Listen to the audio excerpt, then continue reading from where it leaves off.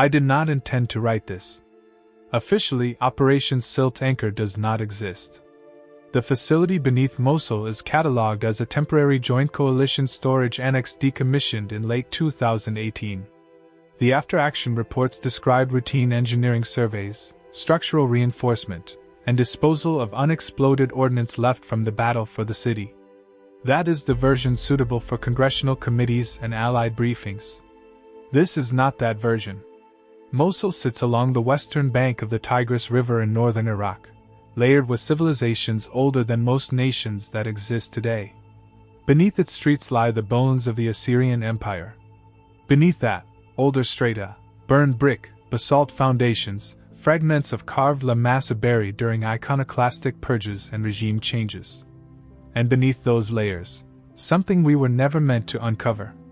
In the spring of 2019, I was a captain assigned to a Provisional Joint Task Unit under Combined Joint Task Force, Operation Inherent Resolve. Our element consisted of U.S. Army engineers, a small Navy EOD detachment, 2 intelligence analysts attached from DIA, and a local liaison team drawn from Iraqi Counterterrorism Service.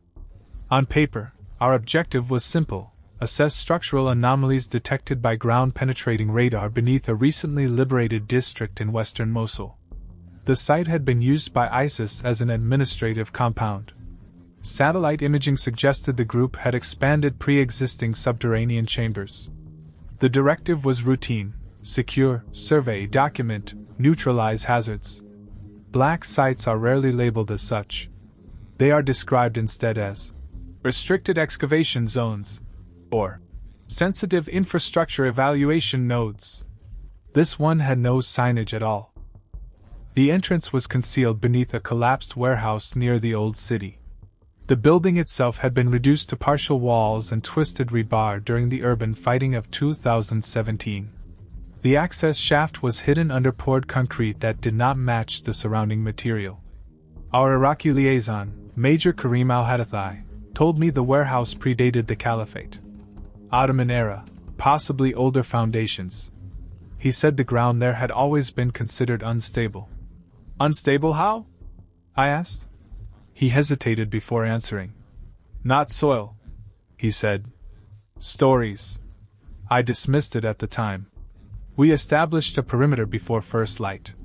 Standard security bubble, outer cordon manned by Iraqi CTS, inner cordon by our infantry attachment. 2 MRAPs positioned for overwatch at the intersection, remote weapon systems covering likely avenues of approach. Our team descended at 0830 hours. The shaft dropped 12 meters into reinforced concrete. ISIS workmanship, rough but functional. Diesel generators had once powered lights, but the system was stripped.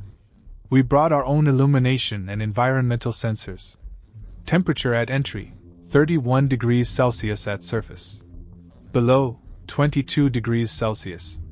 That was the first anomaly. Subterranean structures typically stabilize close to average annual surface temperature.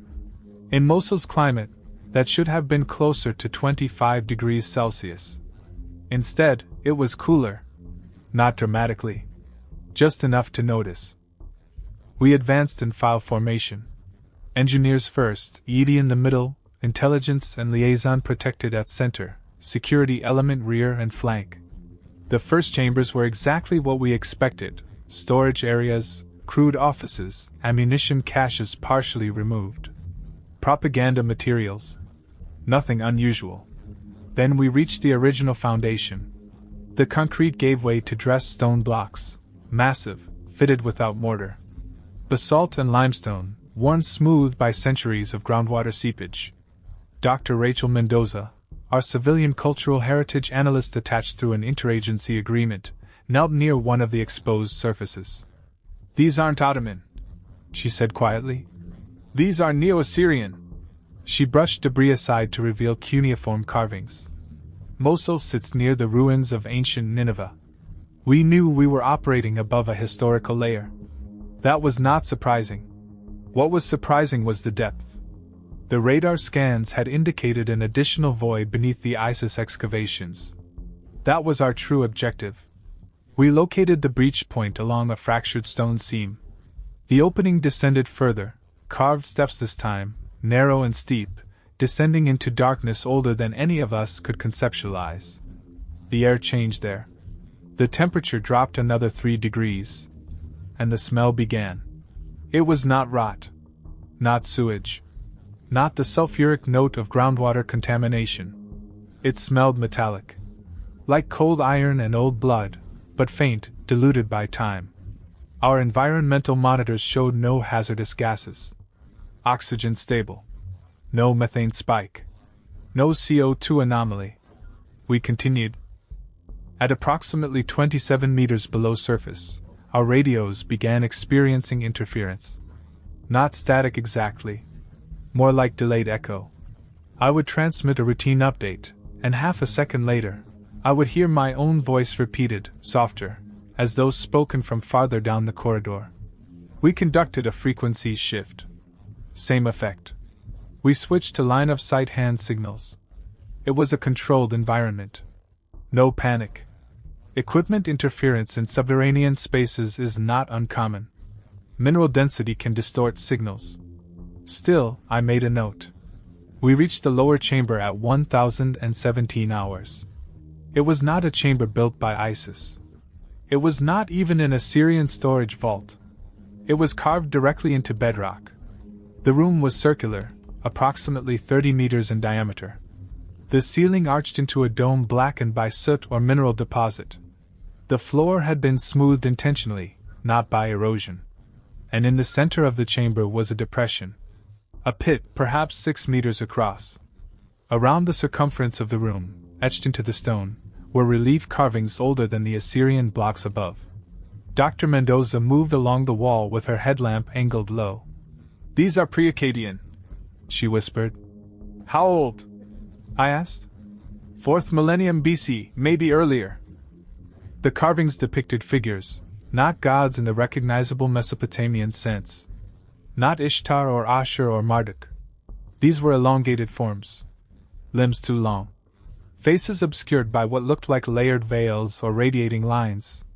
And always, at their feet, smaller human figures lying prone. Not worshipping. Pinned. Irrational fear is contagious in confined spaces. I am trained to recognize it in myself and suppress it. What unsettled me was not the imagery itself. It was the consistency. The same figure repeated dozens of times, always facing inward toward the central pit. As if the entire chamber had been constructed around what lay below. We established a temporary base of operations along the perimeter. EOD deployed a fiber optic camera into the central depression. At first, the feed showed only darkness. Then the light adjusted. The pit did not descend vertically. It angled, spiraling downward like a natural shaft. The walls were not smooth stone. They were striated, layered in patterns that resembled muscle fiber more than geology. Sergeant Lewis, our EOD lead, adjusted the focus. The camera flickered. Signal lost. He withdrew it. The cable insulation showed minor degradation, as though exposed to mild acid. Not enough to burn skin, but enough to compromise polymer over time. "Chemical reaction?" he suggested. Our chemical sensors showed nothing. Dr. Mendoza had moved to the far wall. "There are later inscriptions here," she said. These were Akkadian. Crude compared to the older carvings. She translated aloud in fragments. "It hears beneath the river. It remembers the first cities. We fed it silence." Major Karim stood very still. In Arabic, he said something under his breath. I asked him to translate. He hesitated. "In some Yazidi and older Assyrian folklore," he said carefully, "there are references to beings beneath the earth that predate the gods of men. Not demons. Not jinn. Something older. They were not worshipped. They were contained." "Contained how?" I asked. "With architecture. At 1130 hours, we experienced the second anomaly. All external noise ceased. Even underground, you can faintly perceive the city above, distant traffic, vibration, life. It stopped. Not gradually. Instantly. I checked my watch. No seismic event registered. No artillery. No drone overhead. Just silence. The kind of silence that presses inward. Our security element reported via hand signal that their peripheral motion sensors had momentarily flatlined before returning to normal. One of the Iraqi soldiers vomited without warning. No prior complaint of illness. He said later he felt a pressure in his ears, like descending rapidly in an aircraft. Then the temperature dropped again. Down to 17 degrees Celsius. Breath became faintly visible. Our monitor still showed stable atmosphere. Lewis attempted to redeploy the fiber optic camera. This time, the feed lasted longer. The shaft descended at least another 20 meters before widening. The image trembled. At the bottom, movement. Not distinct. Not a shape. More like the suggestion of something adjusting itself in response to light. The camera died again. We withdrew. That should have been the end of it. Standard protocol when encountering unexplained structural instability or potential biological hazard is to secure and escalate. But the order came down within the hour. We were to continue. Higher authority had been briefed. The site was now designated restricted access under special compartmented information. In other words, it became a black site the moment we saw too much. Reinforcements arrived by late afternoon. Not infantry. Not engineers. A small, unmarked team transported by CH-47 from an undisclosed location. No insignia beyond subdued American flags. Their commanding officer was a lieutenant colonel who introduced himself only as Harper. He did not ask what we had found. He already knew. They brought equipment we did not have: deeper penetration sonar, biological sampling kits, thermal imaging devices calibrated beyond standard ranges. Harper requested my team remain but defer operational command to his unit. I complied. The sonar mapping revealed something impossible. The chamber beneath the pit did not sit directly below the surface location. It extended laterally, farther than our initial scans suggested. Under the Tigris. Under parts of western Mosul. A network. Not tunnels carved by human hands. Organic cavities. Interconnected. The readings suggested internal temperature variance inconsistent with groundwater or geothermal explanation. There were localized heat signatures moving slowly along the periphery. I stared at the monitor. "Is that groundwater flow?" I asked. Harper did not answer immediately. "Could be," he said finally. "It was not groundwater. Water does not alter direction in response to active scanning." At dusk, a decision was made to insert a microdrone into the shaft. Not tethered this time. Free flight, hardened casing. It descended smoothly. The feed remained stable longer than the fiber optic. The walls of the shaft were clearly visible. They pulsed. Subtly. Like breathing slowed to geological pace. The drone reached the lower cavity. The chamber opened into something vast. The ceiling extended beyond the range of its light. The floor was not visible, and suspended within the darkness. Contours. Massive. Segmented. Not skeletal. Not mechanical.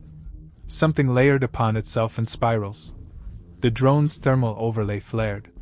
Heat signatures concentrated at nodal points along the structure. And then, the image shifted. Not because the drone moved. Because the environment did. The spiraled mass tightened. A portion of it unfolded.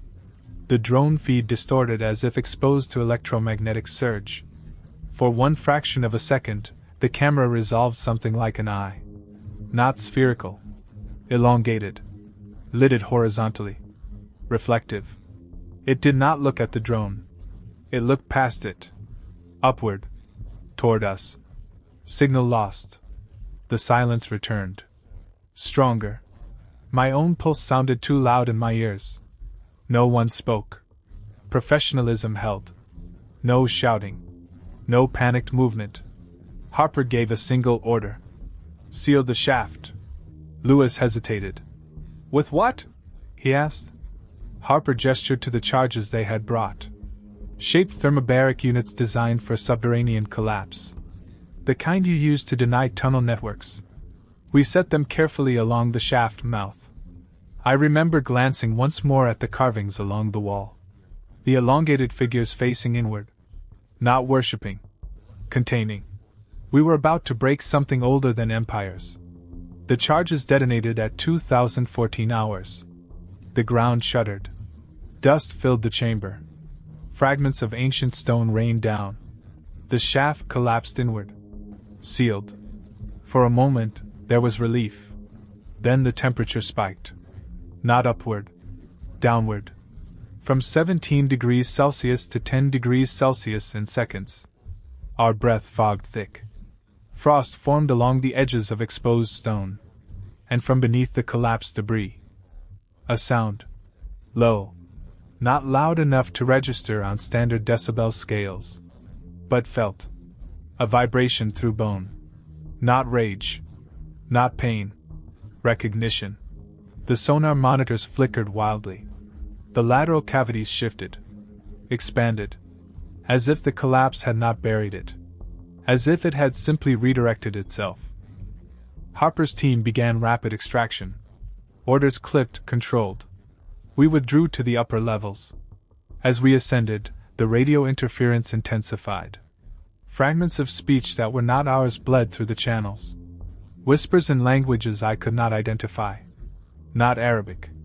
Not Akkadian. Something older. At the surface, the city noise had returned. Cars moved.